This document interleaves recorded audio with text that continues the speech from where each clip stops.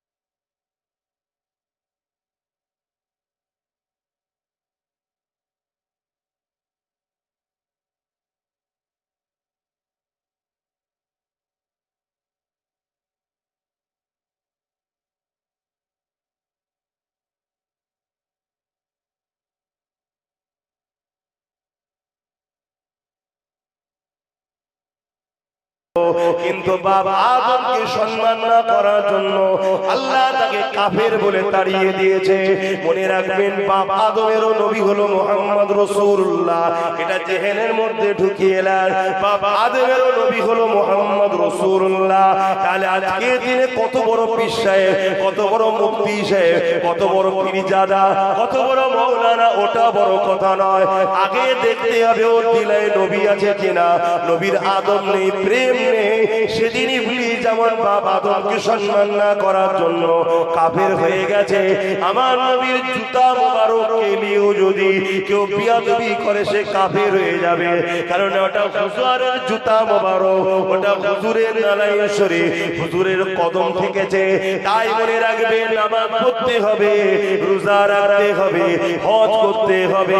কিন্তু আল্লাহ নবী জানিয়ে দিলে এ দুনিয়ার মানুষেরা আখরি জামানাতে মসজিদ ভর্তি নামাজি থাকবে, একটাও ইমানদার থাকবে না।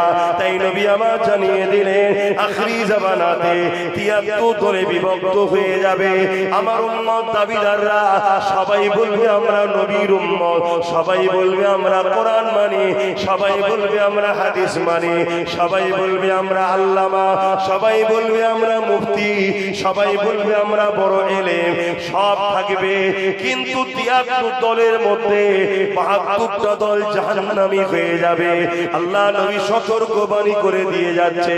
সাহাবা হুজুররা বলতে লাগলে, ইয়া রাসূলুল্লাহ, হাবিবাল্লাহ, ওই ৭২ দলে কি নামাজ থাকবে না? আল্লাহ নবী বললেন থাকবে। রোজা থাকবে না? হ্যাঁ থাকবে। হজ থাকবে না? হ্যাঁ থাকবে। দান খয়রাত থাকবে না? হ্যাঁ থাকবে। ৭২ দলেরই নেতৃত্ব দেবে উলামারা, এরপরও তারা জাহান্নামী হয়ে যাবে। ইয়া রাসূলুল্লাহ, হাবিবাল্লাহ, কারণটা কি হবে? কারণ কি হবে? আল্লাহ নবী জানিয়ে দিলে, এ বাবা সাহাবারা, তাদের ইলম থাকবে, নামাজ থাকবে, রোজা থাকবে, কুরআন তিলাওয়াত করবে, কিন্তু হুলখুলিদের সিনায় ঢুকবে না। সব থাকার পরও জাহান্নামী হয়ে যাবে। কেননা তাদের অন্তরে, তাদের কলবে, তাদের হৃদয়ে আমি রাসূলুল্লাহ, আমার প্রেম ও আদর থাকবে না, আমি নবী আমার হাইয়া থাকবে না। এই জন্য আল্লাহ তাদের নামাজ, তাদের রোজা, তাদের তেলাওয়াত, তাদের ইলমকে কিয়ামতের দিনে তাদের মুখে ছুঁড়ে মারবে, মেরে বলবে যা জাহান্নামে যা। যার জন্য আমি আল্লাহ কায়নাত বানালাম, আমার রাসূলের যখন হতে পারলি না, আমার বন্ধুকে যখন প্যার করতে পারলি না, আমার ভালোবাসা যখন হতে পারলি না, আমি আল্লাহ তোদের নয় তাদেরকে জাহান্নামী করে দেবে। এই যুবকেরা, গুনার মাপ আছে, বেঈমানের মাপ নাই, অন্যায়ের মাপ আছে, রাসূলুল্লাহ দুশমনের মাপ নাই। এই উলামার কাছে যেতে হবে, আলেমের কাছে ভালোবাসায় যেতে হবে, আলেমদের কাছে বসতে হবে, নামাজি রোজাদার হতে হবে, হজ করতে হবে, আল্লাহর ওলিদের কাছে যেতে হবে, সবটাই করতে হবে। কিন্তু একটা মাপ কাটিতে আগে মেপে নিতে হবে।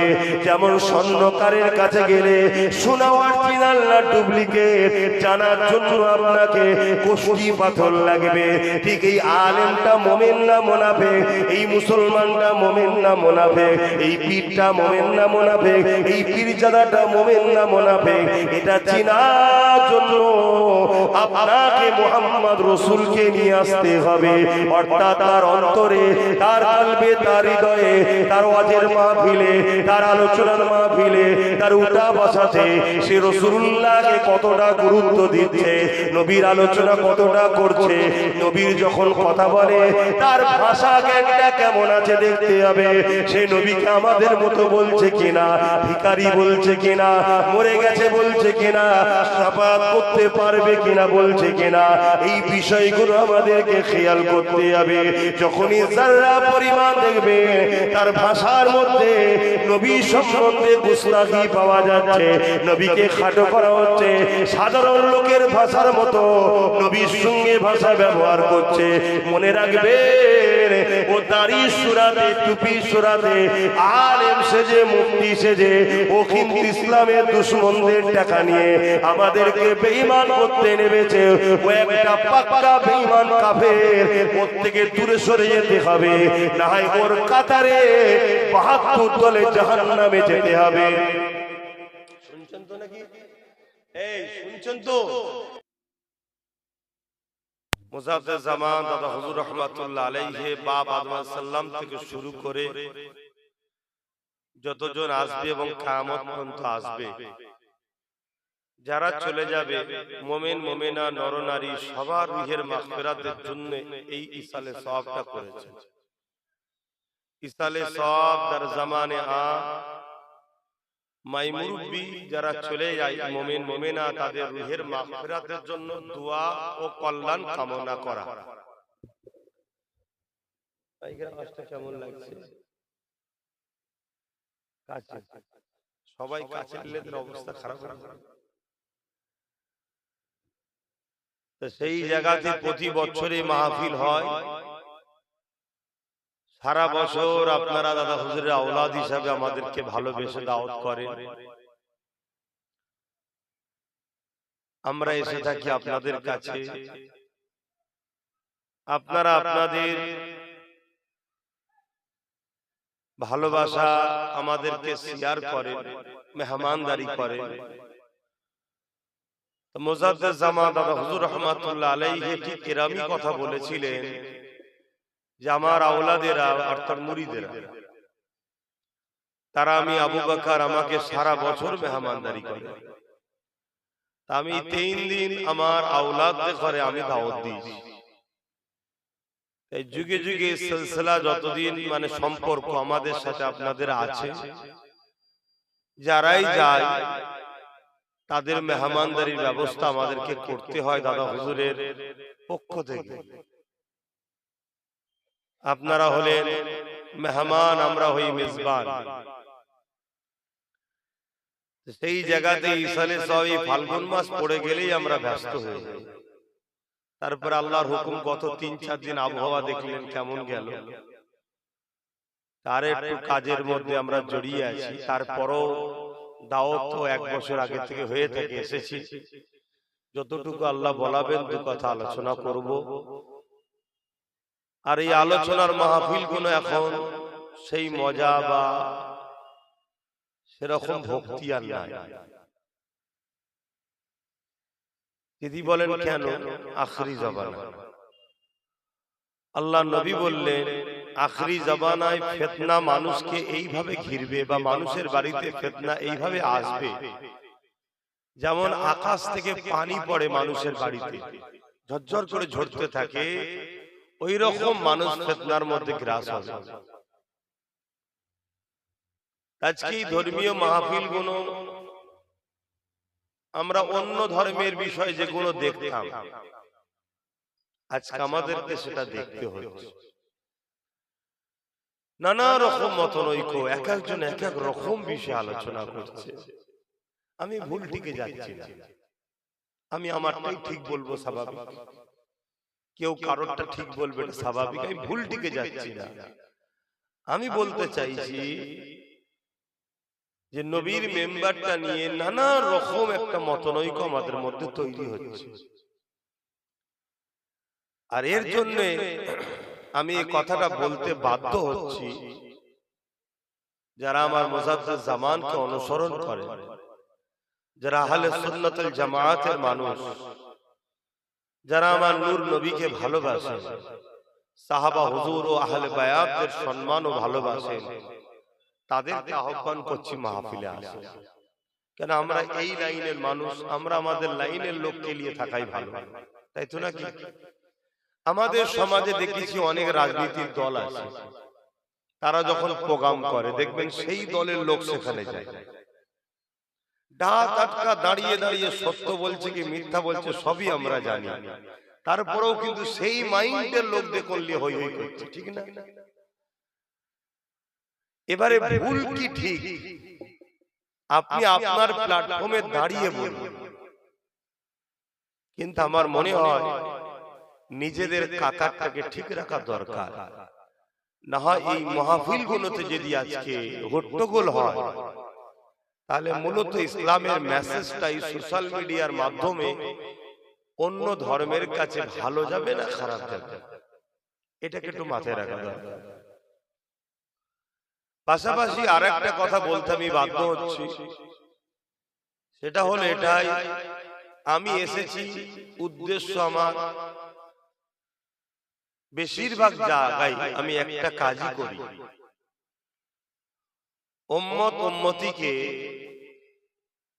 রাসূল পাক সাল্লাল্লাহু আলাইহি সাল্লামের সঙ্গে জোড়ার চেষ্টা করি। হয়তো কারো মাথায় যেতে পারে সামনে রোজার মাস আসছে, আপনি রোজা নিয়ে আলোচনা করুন, নামাজ নিয়ে আলোচনা করুন। অবশ্যই করা দরকার, 100% নামাজ, রোজা, হজ, যাকাত, দান, খায়রাত, ইসলামের সব বিষয় নিয়ে আলোচনা করা দরকার, আমাদের সমাজকে জানতে হবে। কিন্তু বাপ ভাই মা বোন, আখরি জামানা, আল্লাহ নবী বলেছেন হাতের তালুতে আগুন রাখা থেকেও ঈমান বাঁচানো বড় কষ্টকর হবে।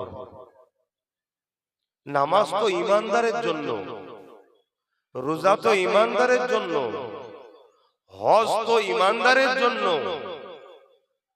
ইসলাম শরিয়াত ঈমানদার মানবে।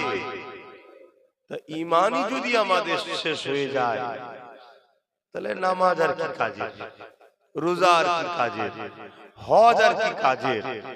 আখরি জামানায় এখন ঈমান বাঁচানো বড় দুষ্কর হয়েছে। আর ঈমান নবী মুহাম্মদ সাল্লাল্লাহু আলাইহি সাল্লামের সঙ্গে মহব্বত ও আদবের সম্পর্ক গাঁট বাঁধার নাম ঈমান। জোরে বলুন সুবহানাল্লাহ। তাই আমি যেখানেই যাই আমার নবীর কথা আলোচনা করি, আপনাদের কাছেও করব। আপনারা কি বলছেন? কথা বলুন, কি বলছেন? হ্যাঁ কি না? মুখ দিয়ে কি বলছেন? মুখ দিয়ে বলুন, হুজুরের কথা শুনুন। হয়তো আপনাকে কেউ বলবে কোরআন হাদিসের কথা বলুন। রাসূলের জীবনীটাই হলো কোরআন, নবীর জীবনীটাই হলো হাদিস। জোরে বলুন সুবহানাল্লাহ। যে রাসূল চিনেছে সেই মূলত কোরআন বুঝেছে, যে রাসূল চিনেছে সেই মূলত হাদিসও বুঝেছে। হাদিস দুই ধরনের, একটা হাদিস বিশ্বাস করতে হয়, আমল করা যায় না। আর একটা হাদিস বিশ্বাসও করতে হবে, আমলও করতে হবে। কি বুঝাচ্ছি, বুঝছেন? আল্লাহ নবী একটা সময় সাহাবাদের বললেন তোমরা কবর জিয়ারত, কবরের কাছে যেও না, এটা হাদিস। কবরের কাছে যেতে রাসূল নিষেধ করেছে, এটা হাদিস।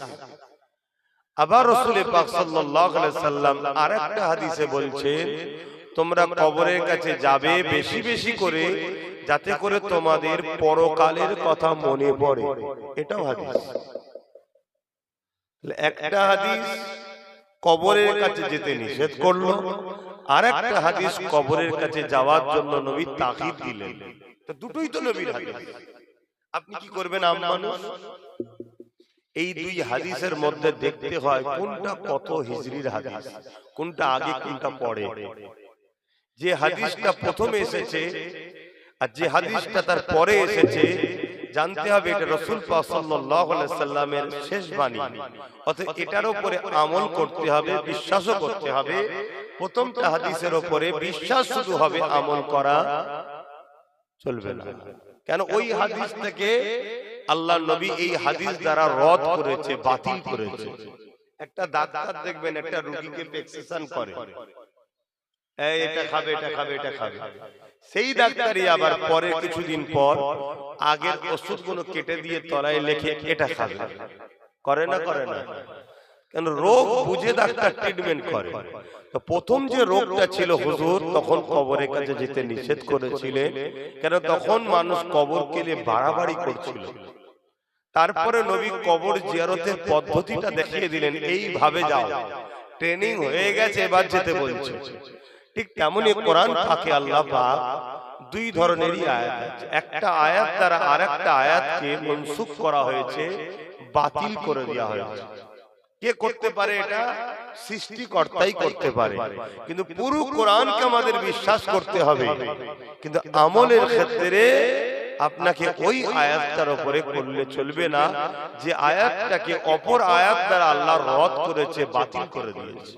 কিন্তু আয়াত বাতিল নয়, ওটা আপনি যখন তেলাওয়াত করবেন নেকি হবে, কিন্তু আপনার জীবনে আমল করতে পারবেন না। তাহলে আপনি আম মানুষ বুঝবেন কি করে?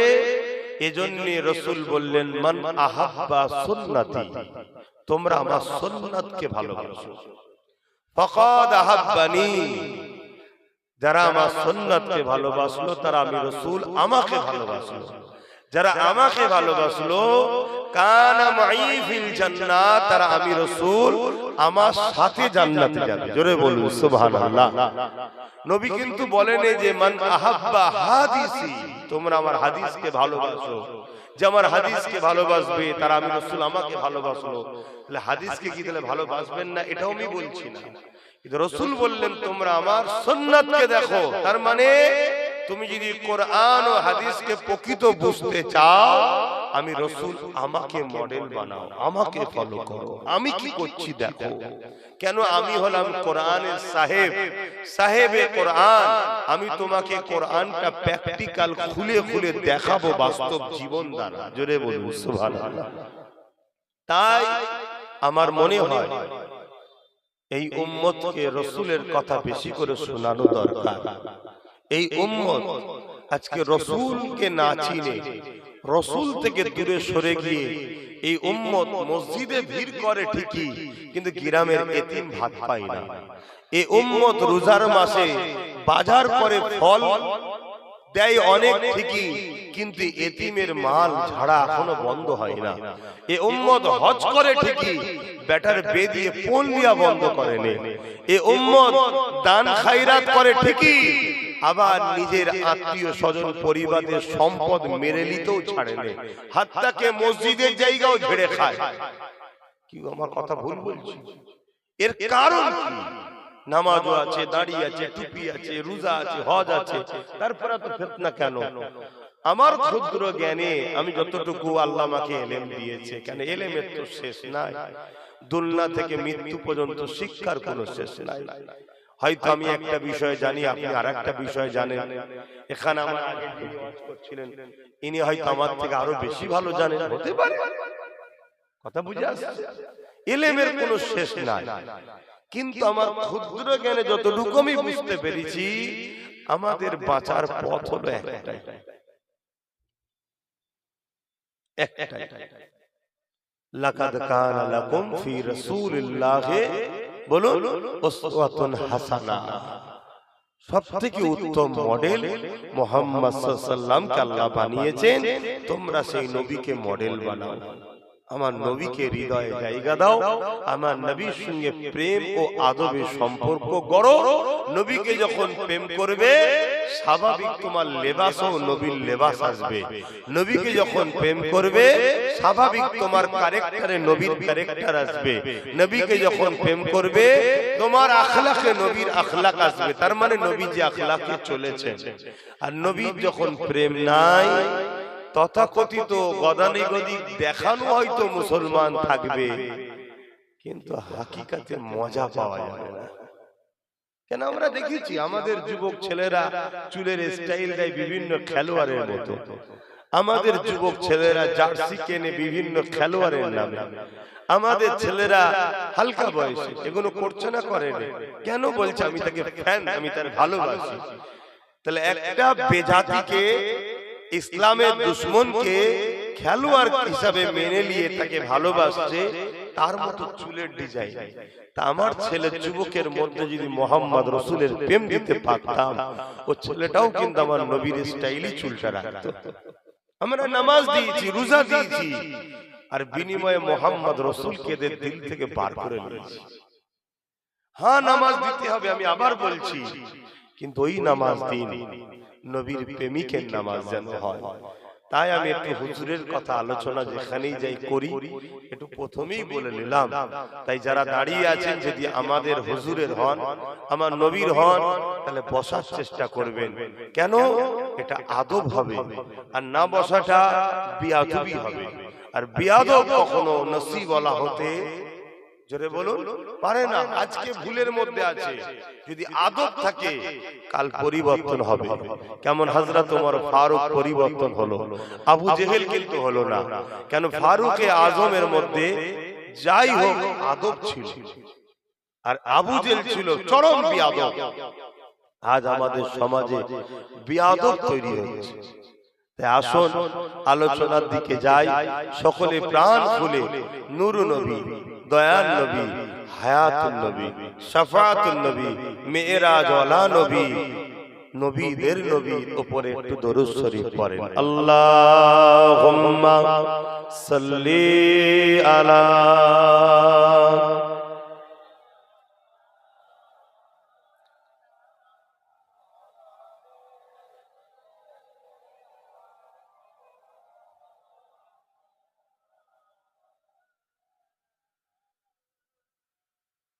أعوذ بالله من الشيطان الرجيم.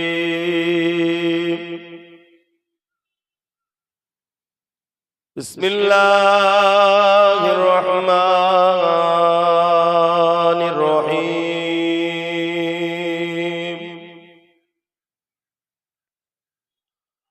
نحمده ونصلي على رسوله الكريم. أما بعد فيا أيها الحاضرون رحمكم الله. قال الله تعالى في كلام المزيد والفرقان الحميد.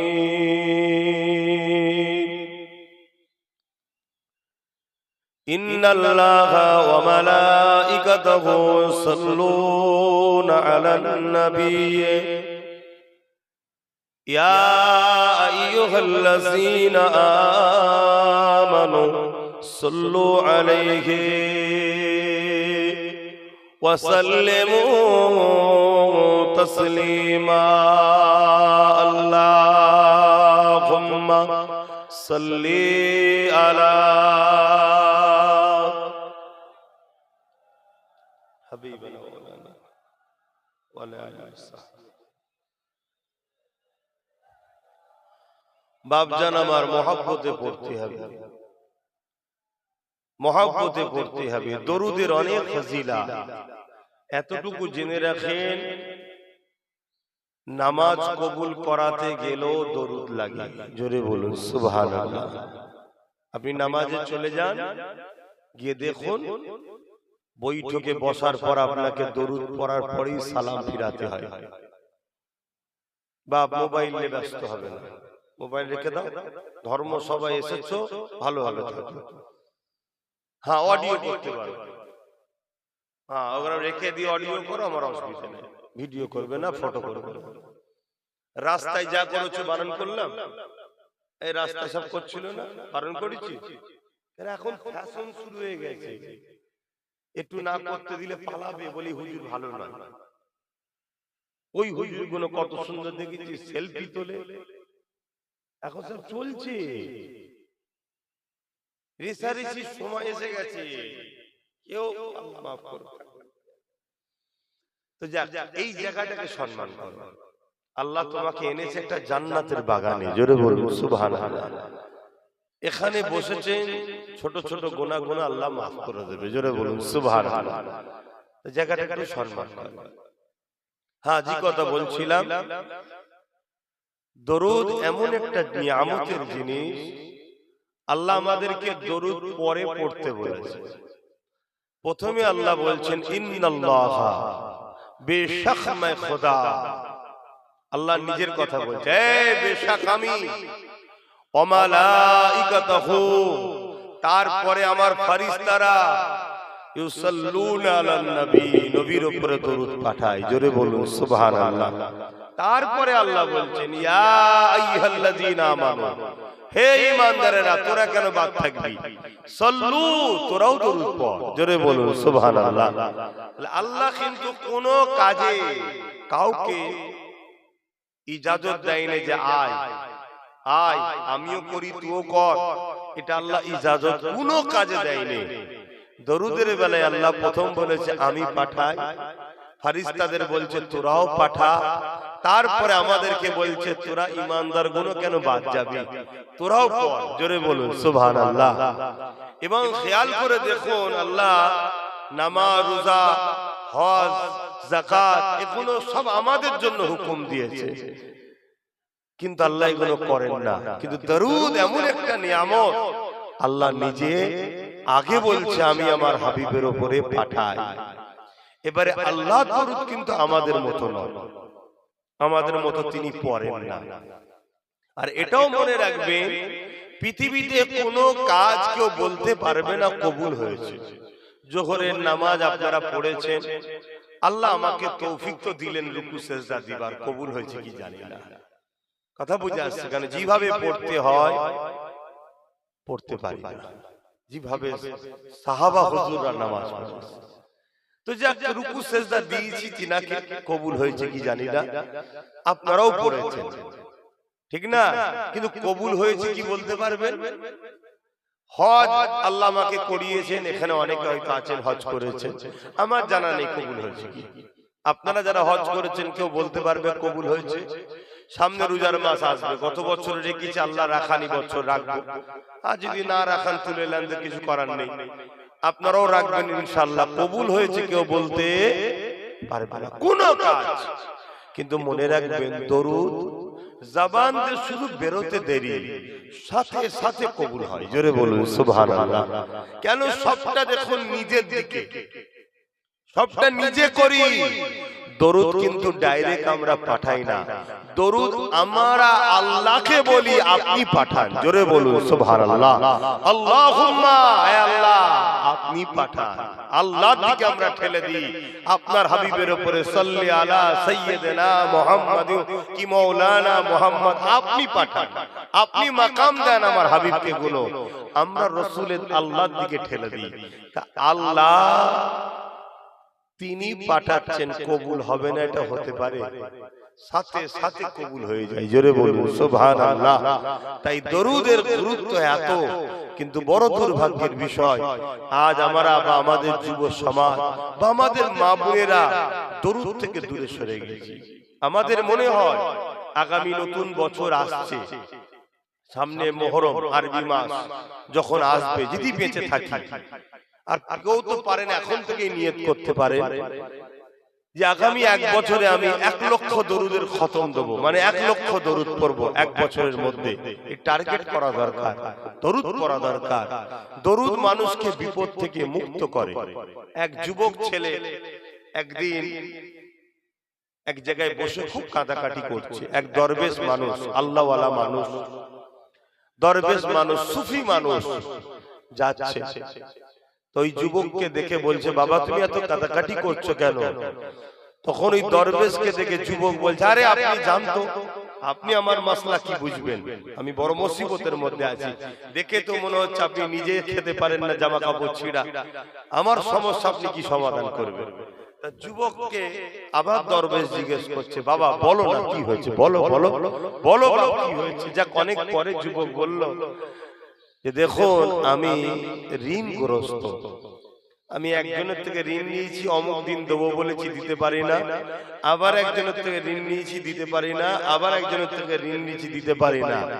3 জন একসাথে কাজীর কাছে বিচার দিয়েছে, কাজী 3 দিনের সময় দিয়েছে, এর মধ্যে যদি 3 জনের ঋণকে শোধ করতে না পারি, কাজী আমাকে দররা লাগাবে, বেতে আঘাত করবে, ও জেল দেবে বলেছে।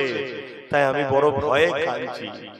ওই আল্লাহর দরবেশ বান্দা বলছে, তুমি কোনো চিন্তা করো না, কোনো চিন্তা করো না, গরিবের মাসিহা, বিপদের দরদি মুহাম্মদ রাসূল থাকতে তোমার আবার চিন্তা কিসের? জোরে বলুন সুবহানাল্লাহ। তখন সে যুবক বলছে, তিনি তো মদিনা শরীফে আছে, আমি তো এখানে। বলছে, শোনো বাবা, তুমি এখানে তো কি হয়েছে, তোমার কাছে তিনি মনে হচ্ছে দূরে, কিন্তু তিনার কাছে তুমি দূরে নয়, তিনি সব দেখতে পায়। জোরে বলুন সুবহানাল্লাহ। তুমি খুব বেশি বেশি করে দরুদ পড়ো, খুব বেশি বেশি করে কি করো? দরুদ পড়ো। কেন? রাসূল বলেছেন, দরুদ যে পড়ে সে আমার কাছের হয়। জোরে বলুন সুবহানাল্লাহ। দরুদ পড়ো। তো যুবক রাত জেগে জেগে দরুদ পড়ছে, রাত জেগে জেগে দরুদ পড়ছে, আর খুব কাঁদাকাটি করছে। একদিন গেছে, দ্বিতীয় দিনে তাহাজ্জুদের ওয়াক্তের পরে দরুদ পড়তে পড়তে যুবকটা ঘুমিয়ে পড়েছে। সাধারণ যুবক তো রাত জাগাতে অভ্যাস নেই, ঘুমিয়ে পড়েছে। আল্লাহ নবীকে কবে দেখছে? জোরে বলুন সুবহানাল্লাহ। আরো জোরে বলা গেল না? নবী পাক সাল্লাল্লাহু আলাইহি সাল্লাম বলছে, বাবা তুমি এত কাঁদো কেন? তখন সব বিবরণটা খুলে বলল, যাও অমুক এলাকার সুলতানের কাছে গিয়ে তোমার হালের কথা বলো, আর বলবে নবী পাঠিয়েছে, অর্থটা দিতে বলেছে। জোরে বলুন সুবহানাল্লাহ। হায় হায়। তখন যুবক খবরের মধ্যে বলছে, হুজুর আমি যদি বলি নবী পাঠিয়েছে, সে কি মানবে? আল্লাহ নবী বললেন, যাও যে তাকে বলবে গত রাত্রিরে 500 বার দরুদ না পড়ে তুমি ঘুমিয়েছিলে কেন? নবী জিজ্ঞেস করেছে। বললেন না সুবহানাল্লাহ? তার মানে আগেকার রাজা নেতারা দরুদ পড়তো, আর এখনকার যারা রাজা নেতা রাত্রিরে বাড়ে ঘুরে। শুনছেন? আমি অমুসলিমদের কথা বলবো না, মুসলমানদের কথা বলবো। আমি অমুসলিমদের কথা বলতে যাবো কেন? আমি আমার ধর্মের যারা নেতা সেজে বসে তাদের কথা বলবো, বলবো না? হ্যাঁ, এরা আমার নবীর থেকে অনেক দূরে। আর আগেকারের যারা মুসলিম নেতা টেতা ছিল তারা কেমন দেখুন, রাজ কাজ করতো, জনগণকে দেখতো, আবার দরুদ পড়ে ঘুমাতো। তাই এই খবরটা নিয়ে যখন রাজ দরবারে গেছে, ঢুকতে তো কেউ দেয় না, যে বলল যাও জাহাপানাকে বলো, সুলতানকে যে বলো নবী পাক পাঠিয়েছে, আমি এসেছি। মানুষটা নবীর প্রেমিক ছিল, খবরটা শোনার পরে দরজা খুলে দিয়েছে, আসতে দাও তাকে। সবাইকে বার করে দিয়ে রাজা বলছে, তোমার কিছু পয়সার দরকার হয় বলো। তুমি তা বলে নবীর সাহারা তুলছো, নবীকে টানছো। তখন যুবক বলছে, না রাজা মশাই, না সুলতান, আল্লাহ নবী পাঠিয়েছে। তখন সুলতান আবার বলছে, আবার মিথ্যা বলছো? না, গত রাত আপনি 500 বার দরুদ না পড়ে ঘুমিয়েছেন, প্রতি রাত্রিরে পড়েন। তখন সুলতানের চোখে পানি, আরে এই দরুদ যে আমি পড়িনি আর পড়ি, এটা আমার স্ত্রীও জানে না। এই ওজিফা আমি করি, আল্লাহ জানে, নবী জানেন, আমি জানি, দ্বিতীয় কেউ জানে না, তৃতীয় জন, চতুর্থ জন, এই ছেলে জানলো কি করে? তখন বিবরণটা জিজ্ঞেস করছে, এই হয়েছে, আমি অভাবিক দরুদ পড়ছিলাম, আল্লাহ নবীকে খবে দেখেছি, নবী তোমার কাছে পাঠিয়েছে, নবী এটা বলেছে। তখন ও খুশি হয়ে লকার খুলে দিয়েছে, যাও নিয়ে যাও, কিন্তু রাজ লকার নয়, ব্যক্তিগত লকার, এটা মনে রাখবেন। রাজ লকার রাজার ক্ষমতা থাকে না, ওটা জনগণের। নিজের যে লকার ছিল টাকা পয়সা খুলে দিয়েছে, নিয়ে যাও তোমার যতটা খুশি, আর তুমি মাঝে মাঝে এসো। কেন? আমি তো দরুদ এতদিন পড়েই যেতাম, আমার মাহবুব যে আমাকে খেয়াল রেখেছে এটা আমি জানতাম না, তুমি প্রমাণ করলে নবী আমাকে স্মরণে রেখেছে। জোরে বলুন সুবহানাল্লাহ। দরুদ পড়তে হবে, ভালোবাসার জিনিস, এটা পড়ুন, মোহাব্বতের সঙ্গে পড়ুন। আল্লাহুম্মা সাল্লি আলা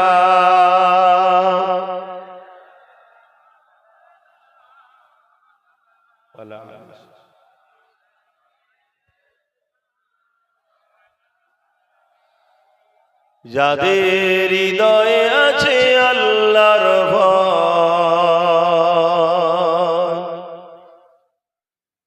তারা কবু নবী ভুলে যায় না। আল্লাহর প্রেম ছাড়াই দুনিয়া কারো কাছে কোনো কিছু চাই না। যাদের হৃদয়ে আছে আল্লাহর ভয়, তারা কবু নবী ভুলে যায় না। রাতের আঁধারে যারা সিজদাতে রয়, দু চোখের রসতে নদী যেন বয়। রাতের আঁধারে যারা সিজদাতে রয়, দু চোখের রসতে নদী যেন বয়। ছলনার গাছানি যত আসো, ছলনার গাছানি যত আসো, পিছনে ফিরো তাকাই না। যাদের হৃদয়ে আছে আল্লাহর ভয়,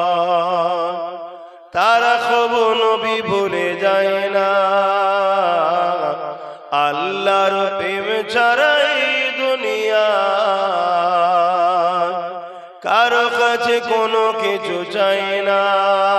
আল্লাহুম্মা সাল্লি আলা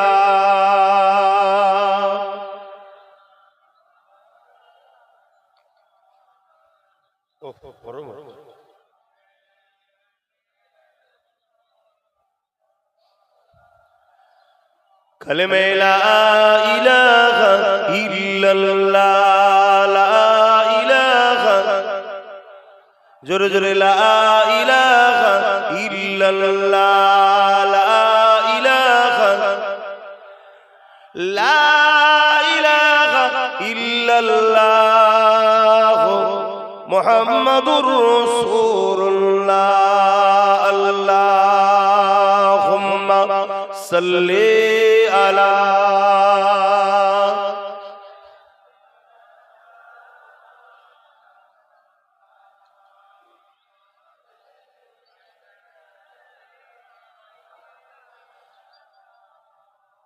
আমার বাপজানেরা, লম্বা চওড়া ভূমিকা নয়, দুদিনের দুনিয়ার মেহমান আমরা, আজ আছি কাল নাই। চলে যেতে আমাকেও হবে, আমাদেরকে হবে। আল্লাহ কিছু দিনের জন্য এই দুনিয়া পাঠিয়েছে। এই দুনিয়ায় এমনি এমনি আল্লাহ আমাদেরকে পাঠায়নি, একটা মিশনে আমরা এসেছি। সেই মিশনটা হলো মান আহাব্বা লিল্লাহ ওয়া আবগাদা লিল্লাহ ওয়া আতা লিল্লাহ ওয়া মানাআ লিল্লাহ ফাকাদ ইসতাকমালাল ঈমান। যা কিছু করতে হবে সবটাই আল্লাহর জন্য। ভালোবাসবেন আল্লাহর জন্য, আত্মীয়তা কারোর সঙ্গে আল্লাহর জন্য, দুশ্মনী কারোর সঙ্গে আল্লাহর জন্য, বিচ্ছেদ কারোর সঙ্গে আল্লাহর জন্য।